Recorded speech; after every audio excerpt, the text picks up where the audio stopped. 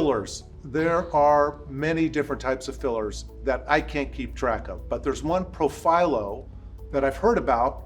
What is it? John, what is it? So Profilo is a very thin filler. It's actually only approved right now in Europe, although it's similar to some products that we have here in the United States.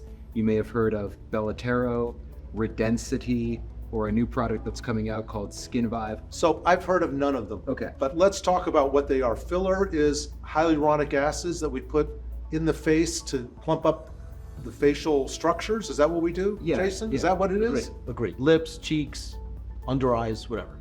So we're putting fillers in the face. A new one is Profilo. It's not even approved here. It's these extra thin fillers. Right. Extra thin So fillers. sometimes we use extra thick fillers for building up bony areas. Volbella, right? So to build up the bone, mean you Volux. put it on the bone or near the bone? Yeah, like Volux we put on the bone, right? Yeah. Volumo you put on it, or radius in rest certain of the- areas. yeah. These are big, heavy, thick So you're fillers. not going to put something that's... Now we're talking the opposite, thin Yeah. fillers. So Thin what would you fillers. use thin fillers I think the important thing that you're touching on is that not all fillers are created equal. We've got thick, very viscous filler that we're trying to mimic bone, we're really trying to create shape and contour, versus a thin filler, which is more intended to hydrate and fill in fine lines and soft areas. So is there one filler for everyone, or that's not the case? It's very much not the case.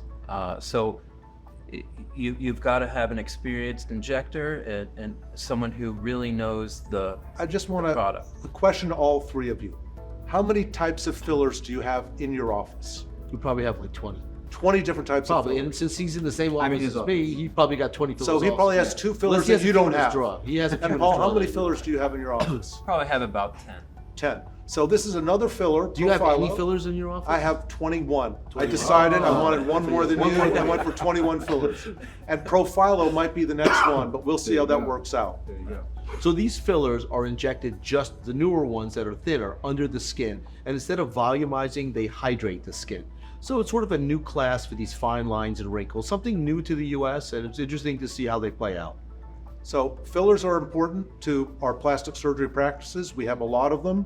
And as we talked earlier, it can also be fat and other things that we put in there. But for more information, please go to theplasticsurgerychannel.com.